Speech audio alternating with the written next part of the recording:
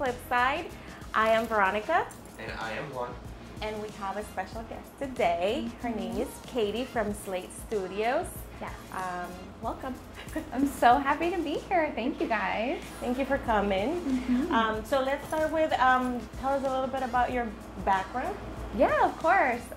Okay, so I always tell people the reason I got into interior design was because of my dad. Like, my dad built my childhood home that I grew up in. And so we would always do projects around the house together. That's really like where my passion started. I've always been very creative, like to paint and draw. But another big part of my story and why I got into design that I don't talk about that much is my grandmother. So my Grammy, that's what I called her, she was actually in a wheelchair when I was middle school. That's when she kind of lost her ability to walk and started using a wheelchair primarily. And when that happened, I really saw how she couldn't use her home anymore. Like, she loved to cook. We would always have big family dinners over at her house for the holidays. And when she was in her wheelchair, her kitchen was not set up for someone in a wheelchair. And so it was something that I kind of watched her change because she could no longer use her space the same way. And I think that really inspired me. So, you're in high school, you're trying to figure out what you want to do with the rest of your life. You're 18, they're pressuring you. It's like, oh my God, and they're giving you aptitude tests, and you're thinking, what really makes sense? And so for me, I looked back at, watching my dad, doing projects with him, and then my grandma, and I realized, I would love to do design. And so that's kind of what brought me here. And I went to school for design, and that's it. The rest is history. I've just loved it ever since. That's a very emotional story. That's really cool. And that started from a very, very young age. Yeah. So from there you knew, and from there you pursued interior design? Yeah, it was just something that came naturally. I like being creative, but I also like math and logic and thinking about function. So I think that's what's great about design is I get to use both. I get to be creative, and then there's a lot, you guys know too, just that goes into designing. It's thinking about every square inch, the construction of pieces, how's this room gonna function, the flow, the space planning. It's not just about making something look pretty, it's also making it practical. So that's a big part of design and a big part of me. I like both, Okay. So that's really nice. What do you say is your style? Style is something to me that some designers have a very distinct style, right? You can see a room and you instantly know. Some of the more famous designers like Studio McGee, or even Chip and Joanna Gaines, Magnolia, looking at a room, you can tell there's some of them in it. For me, my style is more timeless and very curated and authentic. So I'm not designing a room that looks like something that Katie Walker did or Slate Studios did. We're designing a space that's intentional for that person, who lives there. To me, the space should be reflecting of the person, and so I don't have a style or a signature that you're gonna see.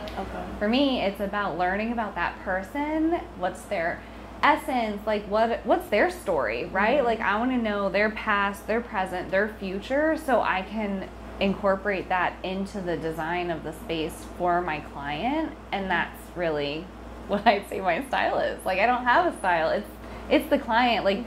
Where does the evolution of the design take me? And where does learning about that customer, their personality, their life, that's really, I think, what comes down to a well thoughtful design for a space. Okay. And Slate Studios, tell us more about how it started, who the team, or how do you, because Slate Studios is you are the owner, right? Yes. Yes, okay. I'm the owner of Slate Studios. So right now I wear a lot of hats, as you guys know, as owners, especially for a growing business. And I've been so blessed and fortunate over the past few years since I've started the company. I've been able to really continue to grow and bring on some really great members of the team. So, you know, we're expanding. We actually just brought on a new interior designer and a project coordinator. Congratulations. So that, you know, we've got someone who can now do a lot of what I'm doing, so I can focus on the More business. Yeah, and so that I can have someone who's in charge of what's happening on every project from day to day, checking orders, like doing kind of those things that are so crucial to keeping the momentum going and keeping the projects, you know, on track. But, you know, it's evolving. It's a business. Like, and you guys know that too. It's like a living, breathing thing, right? Do you feel that your business, you're constantly trying to... We call our business a child. Yeah, right? So in the beginning stages, you know, we were crawling, taking it easy, taking baby steps. We are on it, like, because it's a baby. Like, at the beginning phase, you always have to be on top of it. And then I feel like right now we've been almost 10 years in business. So I feel like at the beginning we were constantly, you know, working on it. Right. And then for a period of time, I felt like we kind of like stopped focusing on or maybe babying it too much. And then now we're like, I was telling him, we're like on the teenager phase. Like, we still have to pay attention to it as much. Yes, but then you still need to like pay attention to it because it kind of like it wants to go its own way. So I feel like the business is like it's like a child. That's a great analogy. Really, I love that. And it just, you gotta watch them. And sometimes there's some children that just needs a little bit more love than others. Yeah, more attention. So true. That's all. There's nothing different about that. But the best advice I can definitely give you is wake up every day. Wake up every day. Do it every day, regardless how you were that day. Yeah. Just do it. You know? Yeah. How long have you been in business? So I launched Slate Studios in 2020, but before that, you know, I had worked for a design firm. Yes. Well, and that's actually part of my story is I worked for a hospitality design firm for almost a decade, and it was a smaller family-run firm, and I was fortunate to like be ingrained in that business. So I watched it grow from like 10 people to 50 people and kind of back down again. And because I was there that long, I was able to grow with the business, and I became like a really integral part to like the executive team and what was happening. So I really got to learn how to run a business. Like I was helping lead the team of designers and develop processes and figure out like, where do we go from here? Hiring, recruiting people. Like I really got to learn firsthand how to run a business. That's amazing. And so I was so fortunate for that. And the firm I worked for, I mean, it was a great opportunity. I loved every minute of it. And towards the end, because I kept continuing to like grow, so I was an interior designer, I was a project manager, I was a team lead, and then they actually asked me if I would do sales.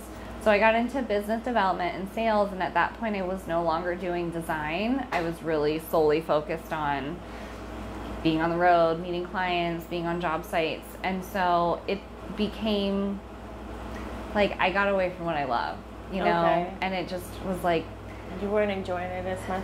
Yeah, I didn't feel like that creativity, I wasn't able to unleash that. And so much of what we do, and I know you guys understand this feeling, is that we put blood, sweat, and tears into every single day, every project, everything we do. And so what's so rewarding is the end result. Seeing the client enjoy it, seeing it installed, seeing it finished, it's like, that's why we do what we do, right? That feeling keeps us coming back. And so I had kind of gotten away from that, and I decided, like so many other people, when COVID came around, you're reevaluating your life and like what's important to you. And to me, I wanted to get back to like that feeling, like knowing that someone's life has been transformed because of something that we've done or we've designed and created. And so I decided to leave hospitality, leave that design firm, and launch my own business and focus on residential, because I really wanted to get back to like the people, you know, that that was the whole thing from day one, like helping people. Like I watched my grandmother struggle. I saw how design could have improved her quality of life. And so that's what brought me here, you know.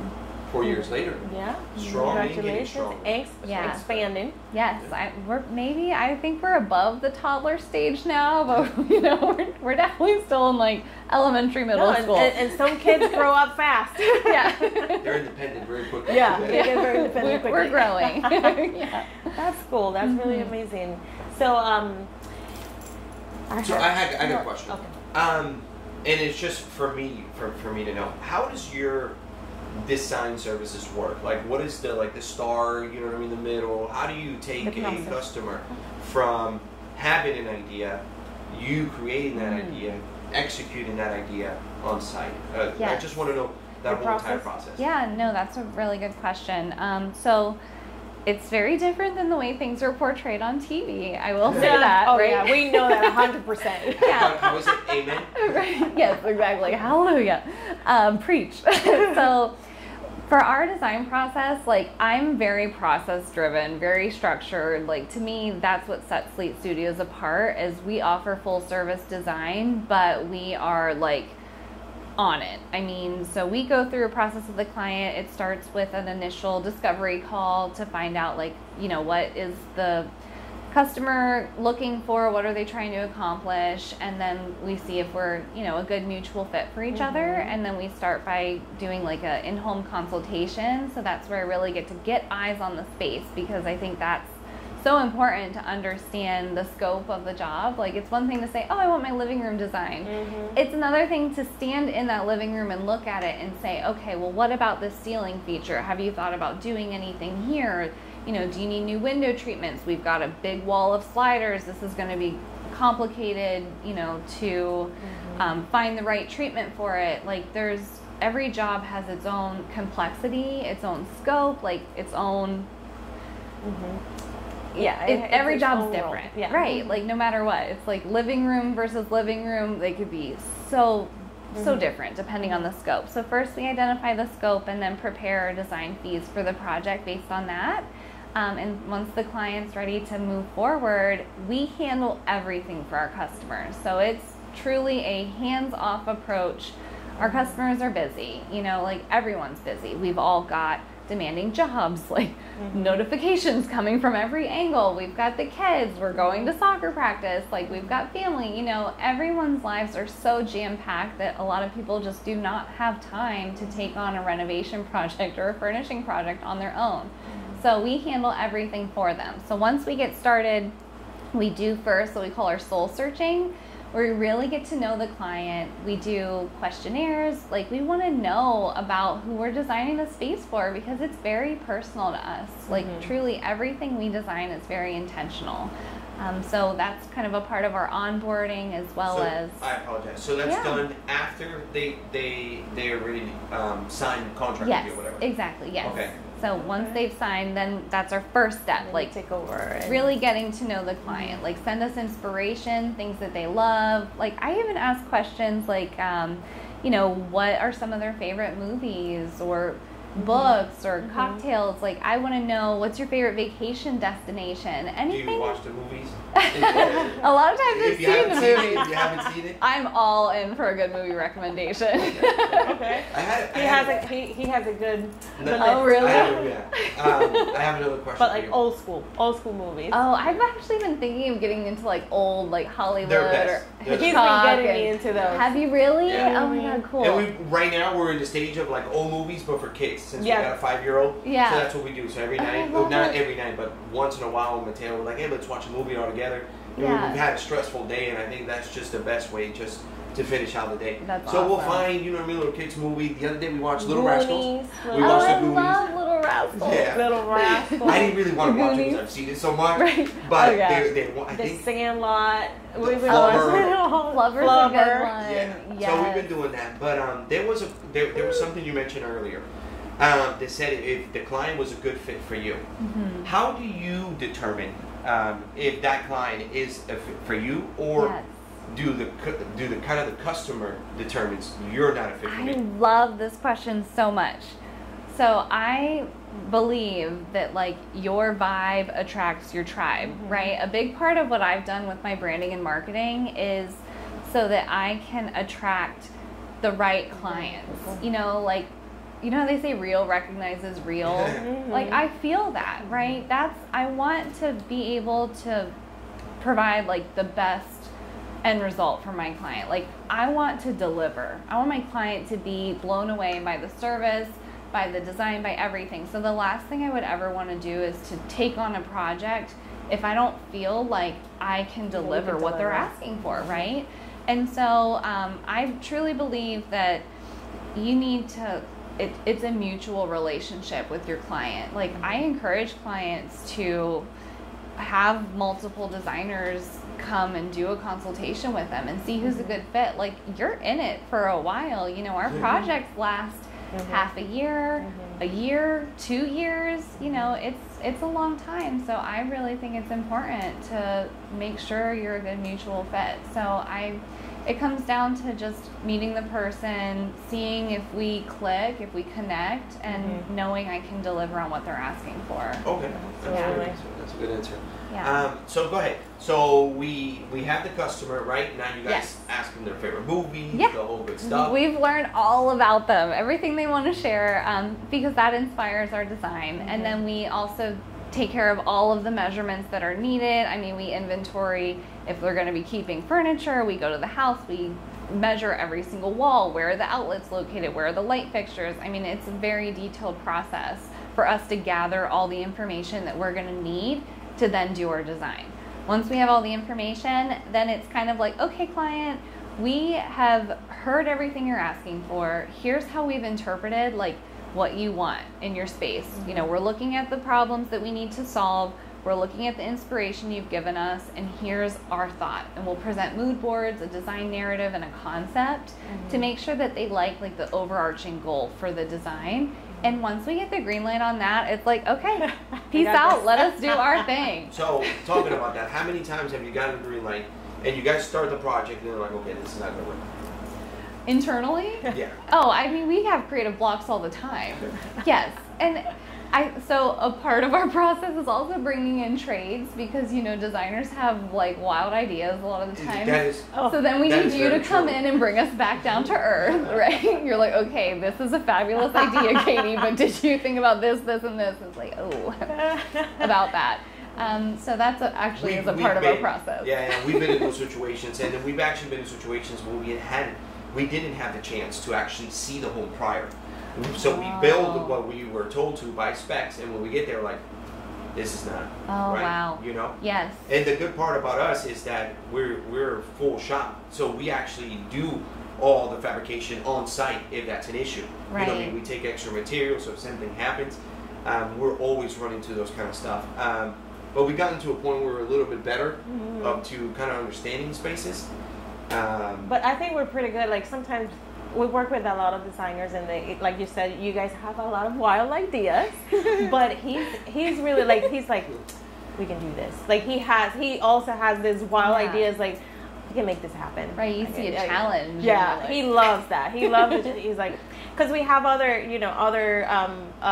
tradesmen, you know, in our team. Yeah. And, you know, they're focused only on what they can build. They see. Yeah, Yes. on what they can see. They don't Right. think outside like the box. big picture. And one tries to like teach him, you know, we can do this. Like, there's a way there's a way. Yeah.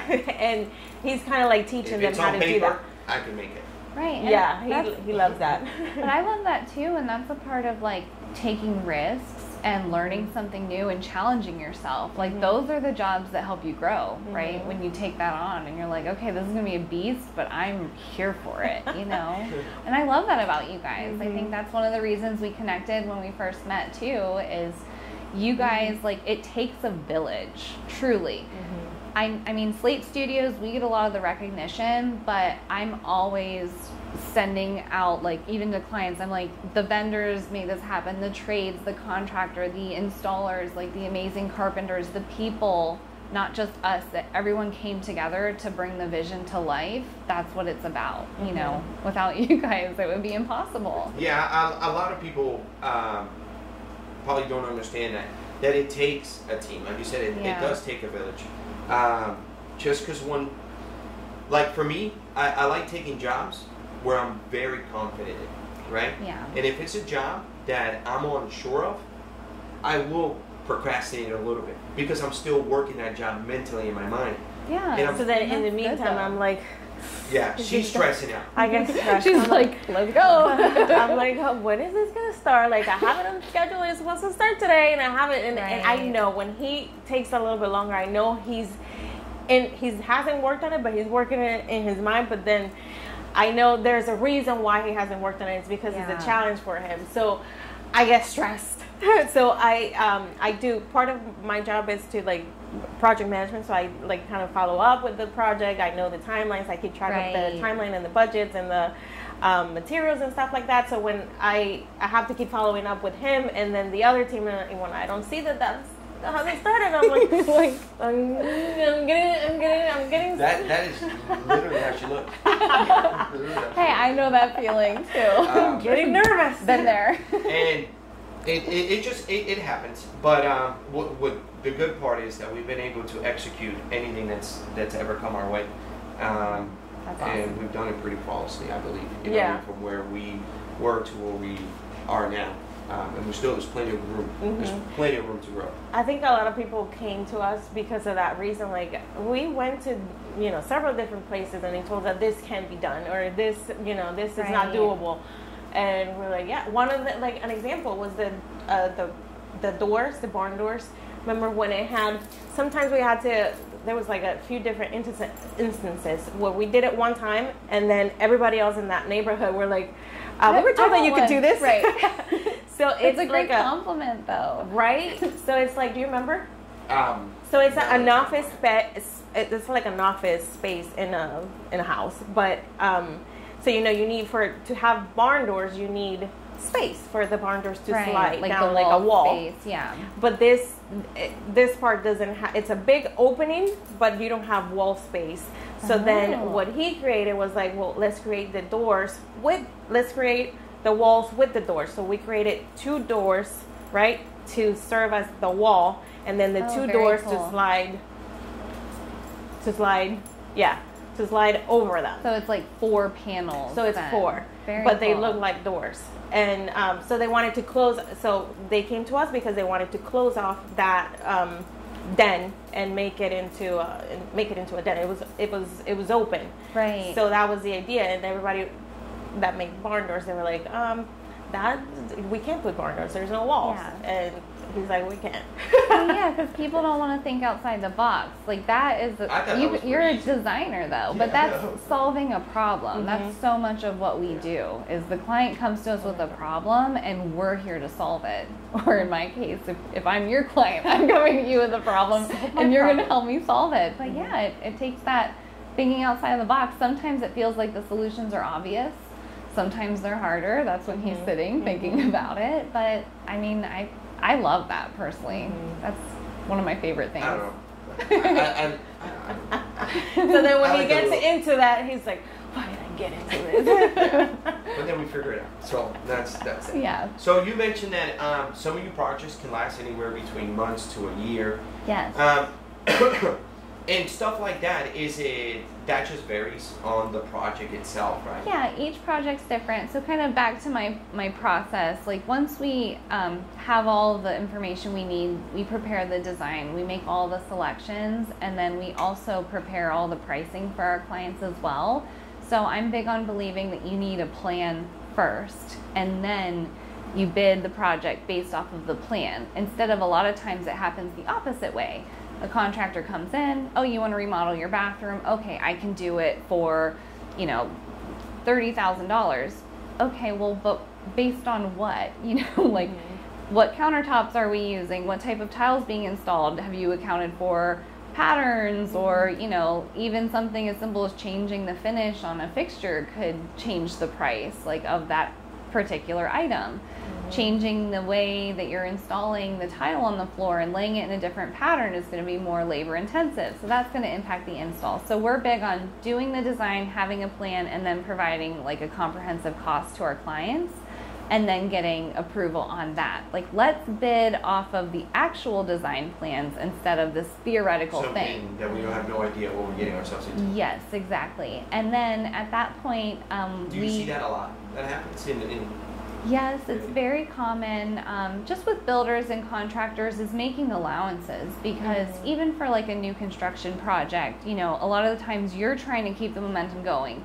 You're getting the plans done, you're submitting to the city, you want to get started, you know, you want to kind of design as you go. Like, so they've made an allowance from the beginning for tile, but I've found that whenever those allowances are made, typically they're for, you know, like a mid-level or even a budget item. So as soon as you start to deviate, and you can ask anybody that's ever built a house, anything is an add-on. It's like, oh, you know, you want to change your faucets, that's going to be an increase. Oh, like you want a different tile in the shower, that's going to be an increase. Like everything adds to it. And everything has different bracket, you know, like a spec home, a model home, or a custom home. Totally. So that's why I would say that's why you have those. I guess people like, no, not really allowances. I'm thinking about something different. That's why people have different. I don't know, like let's say Nike and Adidas.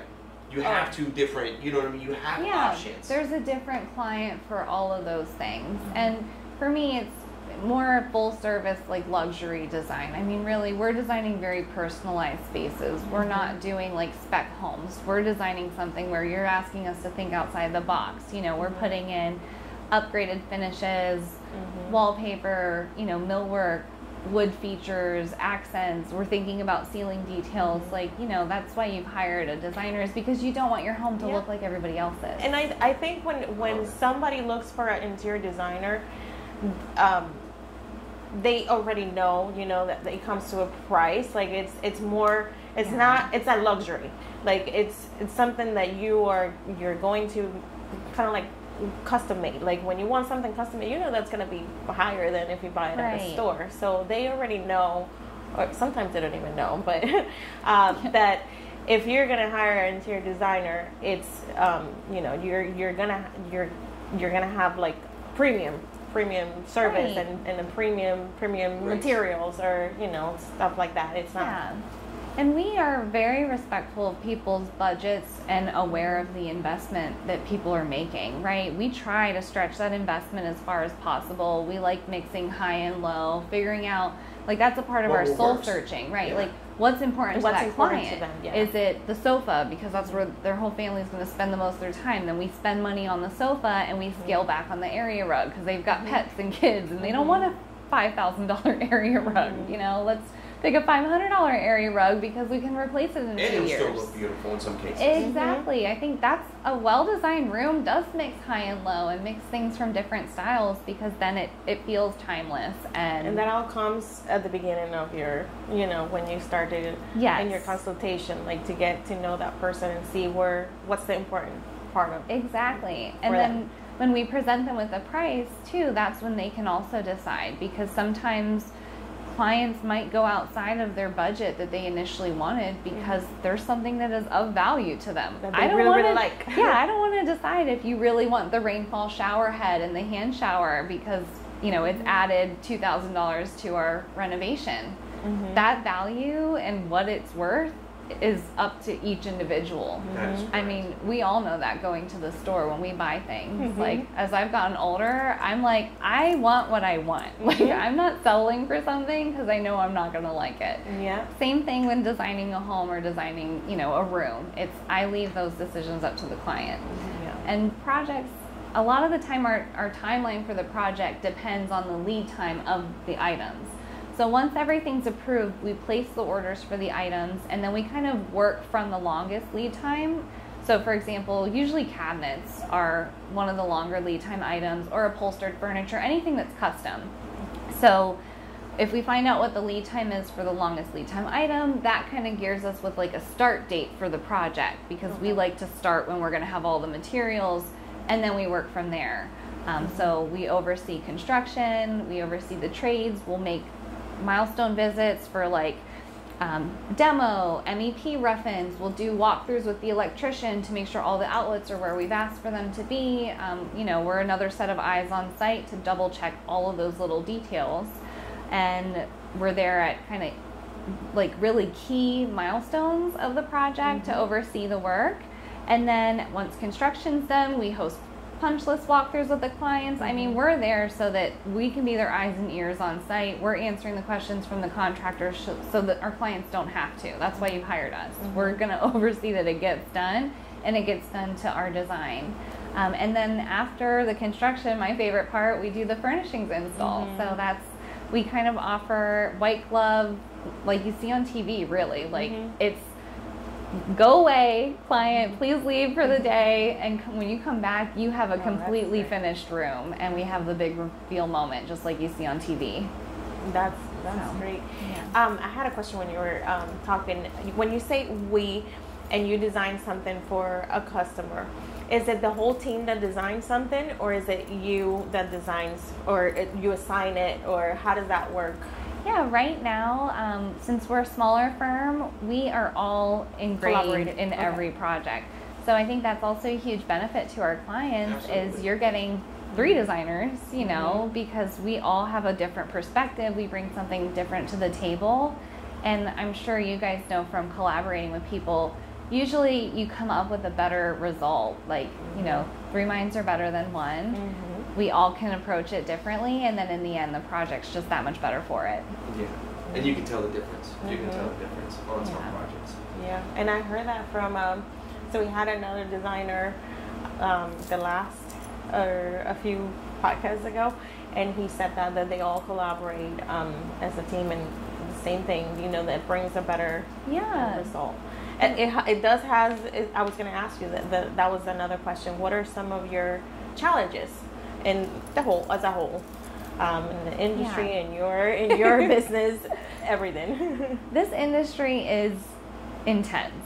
It's fast paced. You know, it is. There's so many things that are outside of our control, and that's the hardest part. So I try to develop processes to control the things that we have control over, like our design process, our, you know, the visits that we go to on site. But then the things that are challenging are the things that are unexpected. Something arrived, it's broken.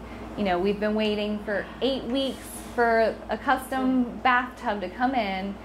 Finally, it shows up, and it's not the finish we specified. It's like, what is happening? I mean, you guys know that suppliers are still very busy and short-staffed, and still very human. Yes, yeah, we're all human, right? Things happen. Walls get painted the wrong color, you know, things just don't go according to plan. People get sick, things get delayed. It's just inevitable. It's part of the beast. It's part of the game. I don't know. But you just have to buffer that time but how much buffer time do you leave for that? You really don't know, because something could be very small or something could be very major. Those situations are addressed as they arise. And that's the difficult part, because there's a lot of times that we will analyze ourselves. You know, I will analyze a project with the team, and we'll talk about it, like what can go wrong, what, you know what I mean, what about this, what about that. And one thing you mentioned earlier about the outlets, those outlets, I swear, sometimes when I go see a house, they're here, and then when I come back, they're over here. I'm like, how did that happen? That was Why not did nobody tell me? That was not supposed to be there. But like I said, what's good about it is that we can address those issues right there and then. I do when I do the timeline, I do leave, depending on what type of project, I do leave some buffer time. How did when you say you worked from the longest lead time, you know, from there down, how much buffer time, or how do you account for buffer time? I mean, you guys know this too. It just comes with experience, you know, and so like cabinets. Okay, great. It's custom cabinets. It's a 10 to 12 week lead time. Okay, well, you and I both know that that's from the date that the shop drawings are signed and they move into production. That's not including, you know, the whole entire time that we've been talking. Yeah, the time for the order to be processed. I send a PO. They send an acknowledgement. I sign the acknowledgement. I send a check. Okay, great. Now the shop drawings get started. Now they send me the shop drawings. There's adjustments that need made. I send it back for revision. So I buffer in time for things like that, and knowing too, like, okay, there's going to be a little back and forth with the client, or transit time. It's like, okay, they're saying it's going to ship on this date. It's coming from California. Let's buffer in extra time knowing that. It's just, it's so hard. Okay. Sometimes it's hard to like pinpoint, okay. Yeah. It is. It's just a lot of it is from experience and using like the best guess that you can. Yeah. And I would say having a good attitude. Oh yeah. Having a good attitude, because this stuff a lot of the times it can break you. It can maybe oh my God, yes. So having a good attitude, you know what I mean? When things are wrong, you know, they happen. I know a lot of the times that you feel like something's like, oh, why is it happening, or why? Yeah. It's just it's happened before. Yeah. Usually all the problems we've had. They've happened before. What it was, we didn't think it was a bigger problem. It was a big problem, so we didn't really analyze it in our future, in our future jobs. But eventually, you get enough hits, and you're like, okay, I got it. Right? Is this something that can be changed? You know, really, what I've learned too, because I switched from the commercial world to residential, is a lot of what I need to do is set expectations and let my clients know what this process is going to be like. People don't renovate their houses every day. Usually that's a once in a lifetime thing. So I'm really always educating clients, letting them know this is going to be an emotional roller coaster with highs and lows.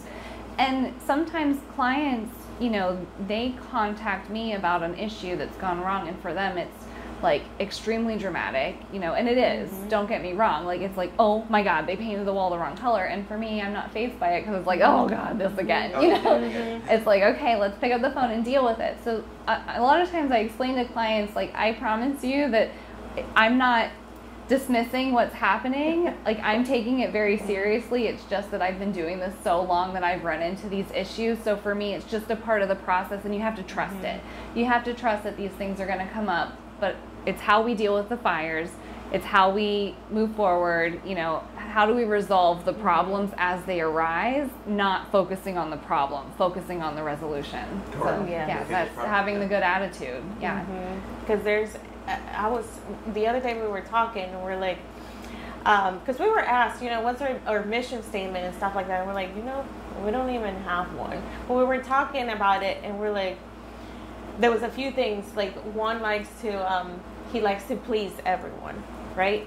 And one of my pet things is like, I want to make the process smoother. Like, I feel like everybody just cringe every time you mention, like, I'm gonna renovate, like, like, like I have a few people in my family that are going through, you know, renovating their home, and they're just like, they're overwhelmed, they're miserable, and I like disruptive to your whole life. Yeah, so I feel like I want to make that process easier for people. Like right now that we got our license, we got our building contractor's license. Yes. Congratulations. Thank you. We want to make that process, like I was telling him, like let's that should be your mission. Like, let's make the process smoother for people, because, or not even fun, but at least like more enjoyable, because people hate it. Like it's well, they hate it for a reason, because it's part of the process. Right, but there are things you can actually, and we discussed a few of those things that we're going to start implementing, which I think would be extremely helpful, and it would help the customer kind of get through the process kind of a little bit easier. But let me ask you another question. What happens if you go through the whole entire process, right? You do everything, and the client says, I don't like it. Has that happened to you? I've never had that happen to like the level of they hate the whole room. Like it might be, and honestly, I have not even really had this happen. There have been things along the way, like it might be, I don't know, maybe the level of craftsmanship, or you know, the paint is not full coverage, and there's some touch-up spots that you can see. I mean, things like that definitely occur. But honestly, I think it's because we do so much of learning about our client prior. You know, sharing the design along the way, explaining why we've selected what we have. I mean, we have a very detailed presentation where we share all the finished samples with them. We show them everything that we've selected. We go through the drawings, the elevations. We have 3D renderings to show what the finished room is going to be like for some of the key areas. So, like, they know what to expect in the end. So I honestly haven't had that happen. And if it is something that's maybe the chair doesn't fit the way that we thought it would, it's like, you know, let's analyze it. Is this really an issue? Like, is the chair uncomfortable? Get with the vendor, resolve the claim. Like, there's things like that happen. And yeah, I want my client to be happy at the end of the day, so we fix it, you know? That's the same thing that we do. Like, one is really, like I said, he wants to please everyone. And if something, I wouldn't say it's pleasing. I would say it's providing the best I can do for my client. Right. How would you want to be treated? Correct. Yeah. Absolutely. I have different people come to my home, and I'm extremely nice to them. You know what I mean? I offer them water, drinks. Can I help you with something? And I know me myself, as when I go to a customer's house, I really don't like the customer being around me. Right? When I go to my house, I'm always around them. You know what I mean? But it's weird. But I don't like it.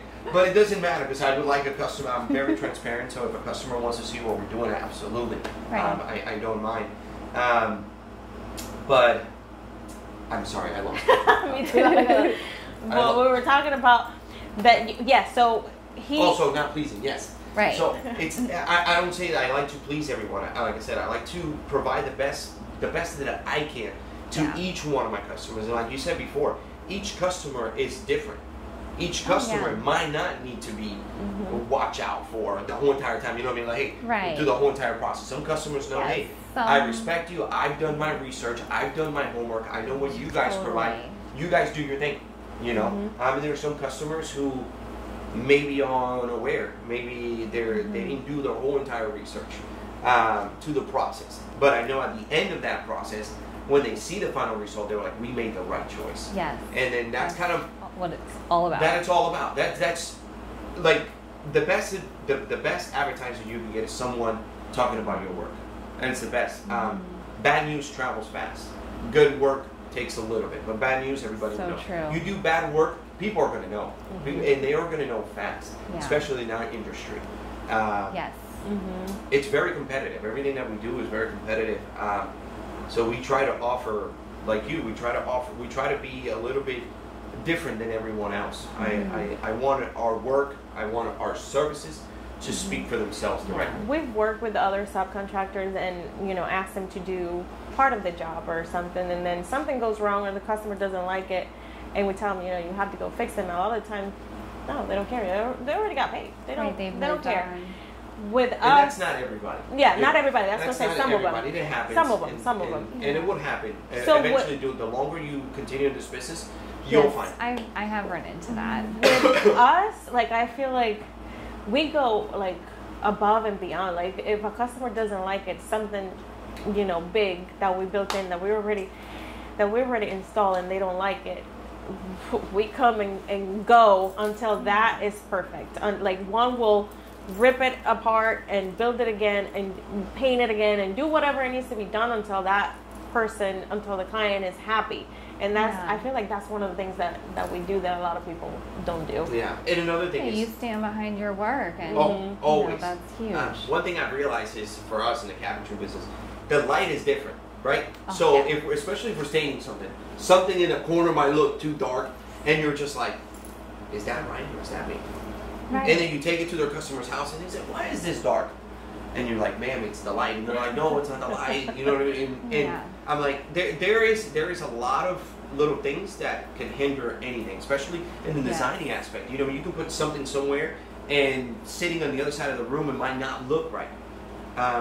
So that's you have to look at it. I have a good example of that, actually. We selected a leather for like a dining bench, a banquette in a dining room, and it was beautiful leather. It had a nice like kind of texture to it, really nice feel.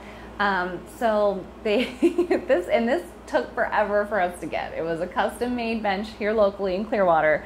And finally, you know, the 10 weeks go by and they're delivering it, and the guys start to unload it off the truck, and I'm there watching them unload it, and I'm standing in the sun, and I'm like, oh my God, that's not the right color. It was supposed to be like a black charcoal, and it was a dark navy. It was like blue.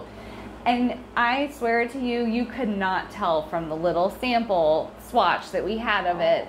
And unless you were like standing outside in the daylight, holding it at the right angle, you would have never known it was blue.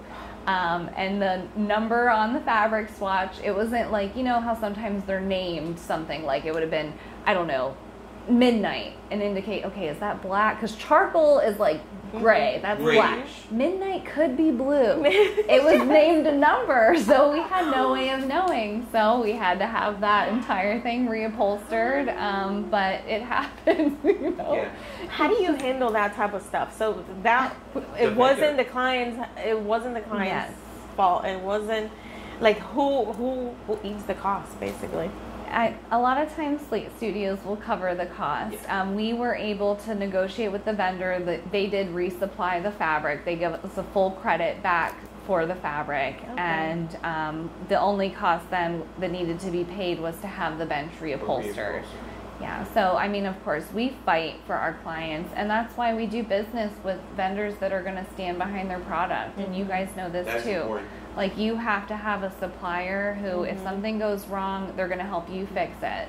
And that's, people ask me all the time, like, well, who do you like to buy things from? Well, our suppliers, it's not just because of the style or the quality. It also comes down to the customer service. That is huge. Exactly. So we'd much rather do volume with a few key preferred people than be spread out around and doing business with everybody, because when you focus on your relationships, then you get better customer service, you get better pricing, you develop that relationship, and it's mutual. Like, you know, we're just helping each other out. So, yeah. And that is key. That is key to success. You know what I mean? Like they say, one hand washes the other. I think if we all can help each other a little bit more, I think we will all be more successful. We will all be more. Yeah. Totally. I agree. Yeah. I was going to ask you a question and I forgot. So do you work in the whole Tampa Bay area, or you work? Yes. Yep. Projects all throughout Tampa Bay. We're happy to take on projects outside of Tampa too. Okay. You know, I've got a client now in Estero. We'd be happy to do things out of state. If anyone's thinking of purchasing a second home in France, a chateau, please sign us up. Don't forget about us. Yes, exactly. Don't forget about us. Count us in. So we are happy to travel. I can fly with my drills. My drills, circular saw, let's go. Yeah, totally. That's cool. But so really, all over. All over, yes. Okay. I think the most successful projects are ones we can have eyes on. So if it is out of state, we just have to figure out the logistics, you know, and be there still, and have that active presence on site is still super important. So. Absolutely. Okay. Did we were talking about this question about millwork. Do you add a lot of millwork or in your projects, and how does that enhance the project? Like, how do you choose if you're gonna okay, I'm gonna put millwork in this project or not? Yes. Oh, I love this question. We really focus on holistic design, and by that I mean like transforming an entire space. If someone's looking to maybe just replace the furnishings in a room, like they're like, I just need new sofas and chairs and some tables, we might not be the best fit. We're the people you bring in when you're like, I am sick of looking at this room. I don't know what to do. I hate it. Help me. We want to transform a space, and we do that with millwork all the time. I mean, we love to bring architectural features into a home, whether it's with millwork, doing ceiling features or built-ins or accent walls. You know, cabinetry is a great, like, it doubles as two things. It's functional for storage, but it can also be incredibly beautiful. And so that could be a focal point of a room. So we love bringing in millwork. I mean, it adds value to a home, and it's just, it transforms a space more than just, you know, putting a bookshelf against a wall, like doing a custom built-in. There's no comparison, in my opinion. I agree too. So, if you don't mind me asking, where do you see that question that I think we were talking about earlier before we went on? How do you see the market in a couple of years? You know what I mean? When you're designing with, do you think specifically here in the Tampa area, the Tampa Bay area, right? I do see now more of like AI kind of stuff being around that, and I'm sure that's going to be probably implemented in the future. Definitely. Do you see that being like maybe a problem or maybe a benefit to you could use for yourself? I'm not sure how to feel about AI just yet. Like, I'm one of the people that I like to embrace change, because if you fight it, you're just going to be miserable. Right?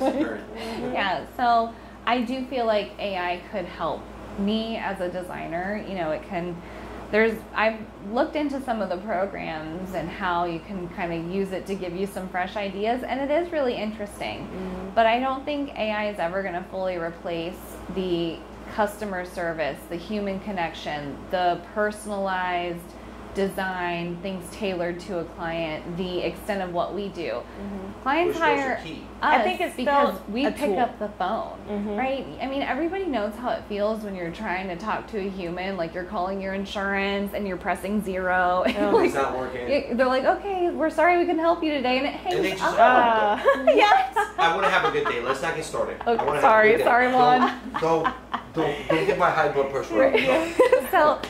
So I think AI can never replace that, but there will be ways that it's going to enhance and make us more efficient. And so I'm fully willing to, tag along with it. Right. I did see a couple apps, you just go in circle in your room, then all of a sudden you give it a little questions, and all of a sudden it just builds you something. Yeah. I'm like, damn, I wish they could have something like that about like cabinets. There's probably something, and they probably will. will. See, a machine, but you still got to do work. There's still but I'd like to know there's always a repercussion. Like, there's always something that was an unintended consequence, something you didn't think of, right? So I'm skeptical. And then people learn. Yeah. I think it would be more used as a tool. Like, it will be a tool. I don't think it will replace what we do or what's going to be done, but I think it would be more of a tool for us to use. Like, I've seen a lot of it in reels, a lot of reels for interior designers to use AI. Like, oh, I'll teach you how to do it. You can do this, and I'm like, what? But I haven't looked into it. Like, all the software that there are, or AI, whatever. How do they use it? What do they do it for?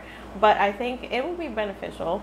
But yeah, it'll come with its consequences later on. I think so. Yeah. Always does. I think it would be cool to kind of help you think outside of the box for something. Maybe it could give an interesting concept. But a lot of what we do is so thought out, like the problem solving, the thinking about the client, the rest of the environment, like what's the architecture of the home already like, how's it going to fit into that, where AI is just, I'm sure it will advance and probably be able to right now it's consider those things. But yeah, I'm not sure. I think the industry is going strong. I mean, we know Tampa still has people flocking here in droves, and look at how much new development and construction is, like big developments. I just read a couple days ago that they're doing like $100 million developments in downtown. Yeah, Channelside's growing. Downtown is St. Pete with the new stadium. I don't know if you guys guys saw those renderings. I just saw that. That's going to create a lot of jobs. So I can see, you know what I mean. It is definitely blooming. If you look, are you a Tampa native? No, I grew up in Naples, Florida, but then I lived in Pittsburgh, Pennsylvania for 10 years. So I remember that from last time. I did my time up north. She said you were from the Dunedin for some odd reason. Not up there. Yeah, okay. And then I moved to Tampa in 2017. So I've been here really watching it grow, though. I was here before the Gandy overpass. Whoa. And before all the, the not Channelside, but down by the marina on West Shore, like all of that was new after I moved in. So I've been here, and when I moved here, I kid you not, I was like, this is going to be the next Fort Lauderdale. Just you wait. And it's grown so much. And it's growing 40. fast. Yes. It's growing fast in the past 20 years. I'm almost 40, and I've been here since I was 7. Okay. in Clearwater. We lived in Clearwater, but from that time to now, it's like we're living in a new world. I'm a new sure. world. One thing that we needed to get into is building roads, because those things last forever. Yes. I think they just keep And that's building one roads of the, just that's, to. but it's one of the plans to make it more of a walkable, at least downtown. They're trying to make it more carless, Like pedestrian. Yes. I love that. and I would love for them to see how that's gonna work, or how are they gonna do it. I listened to a podcast for Tampa, and they have this developers and realtors and people come in there, and they talk about all the plans that they have. Yeah. And it's amazing to see like all the plans, like what's gonna look like in 10, 15 years from now. Right. Like they want to make it a little New York, because they're, from what I heard in there, they had these investors coming from New York. And now, like this, it's a state with no tax, and it's blooming. They're trying to implement what they have here. So there's money in here coming from upstate, and Big time. I think it's going to be really cool to see that. Yeah. I love Tampa. But that's so fascinating, because that kind of relates to what we do as designers. Like, there are people planning the future and how our city's going to evolve. What areas are going to have different housing for different types of families, like whether it's single college students or young professionals more or specific on how they're building families, things like, now, and then they're developing how those people are going to use the space. That's what we do, like just on a much smaller scale inside buildings. Yeah, I think that's going to be really cool to see. Yeah, that is. Do you have anything else to add, or? No, I'm good. Are you guys working on any cool projects at the moment? We have we have the Murphy event that you're seeing, and they're adding more stuff to that property. That's so awesome. we're looking into doing the closets. We have I don't know if it's gonna come through. We're still working on it, to do a building for the armed forces. Oh, So that's gonna be cool. We're doing a project for a commercial. What is that? Business. Yeah, it's just a business that we're doing. We've done some work for them when we were years ago. I think when we started, we were doing some signs for them, and now we're doing a structure for them for their new acquired business, because I guess they merged or something. Oh, that's cool. Gotta love a repeat client. That speaks A volume. lot of our customers are repeat clients. Yes. Then we have And sometimes I say, "Man, you don't need that. I know we want you here. We just want you to do the work. Just do the work." I love that. we're doing a fireplace in Clearwater. That's gonna be cool. So we have a few projects there on the works. They take a while, so it'll be a while before we. The stuff, Definitely. it's the The same planning thing. and designing, It's just a different field. This is, you have to be on point, especially from the beginning. If you miss something in the beginning, it will eventually bite you. Oh, totally. Yes. I always tell clients we're like being proactive up front. It might take more time now, but it's going to save time on the back end. It's thinking through all those details. We're actually one that we're excited about, a dog playground. Oh, stop! A doggy playground. Yeah. So my sister. Well, we're not going to talk about that. Oh. Why not? One, shut it down. Why? Because that's going to be like well, a yes, castle. that's gonna be a cool project. That's going to be Fun. like a castle. Love it. Yeah, a doggy playground. I'm going to create a tunnel under the ground so they can go under the ground. Watch this. I love that. Watch this. That's Yes. great. So that's another one. And so we're just trying to we're like rebranding. I think at this moment, after that point that we got our license, now we got to kind of figure out our new niche. Like before, we were custom millwork, and we still want to do that. Like we really enjoy doing that, but now we want to take the full project and see. We're trying to do the whole process of rebranding and redoing our website. Like if you go to our website, it changed a little bit, and we're still in the works. Working on that. And different things, not only the website, our social media, or everything. So and everything it's takes a time. process. Yeah, everything takes time. Yeah. and we do it ourselves too. Right. So Good attitude. Yes. That's all. Yeah. That's all. Good attitude. That's what it takes. How can they find you? Like what give us Yes. your Instagram, your WhatsApp, your telephone number. what's up? Put one of those like little scanner right there. Right, my Snapchat. So yeah, everyone can find me at slatestudiosid.com. So it's Slate Studios is plural, and then the letters ID as in interior design. That's my handle on Instagram as well. And we love hearing from potential clients, partners, other people in the industry. I am so big on community over competition. There are a lot of ugly houses in Tampa Bay, so there is plenty of work out there for everybody. Yes, and so I love this community. I love the industry, so I encourage anybody to reach out. So, Flippin' fam, thank you guys so much for watching our crazy videos, our awesome video. This was actually very smooth, very cool. No, very informational. Like there was a lot of good information that I know our clients will be able to take. Our clients or even other interior designers or other entrepreneurs. That's what the FlipSide was about. Like a little bit of everything. Kind of bringing everybody together. That. Like there's no need. We can all learn from each other. Absolutely, there's no need for us to. You know what I mean, to compete each other. We need to be able to help each other and lift each other up. And I think this is, like you said, we're creating the village. Yeah. We're creating the village. I love that. I'm here for it. Yeah. So remember, guys, like, share, subscribe. Yes. These guys are amazing. We'll see you Don't guys miss out. on the flip side. See you on the flip side.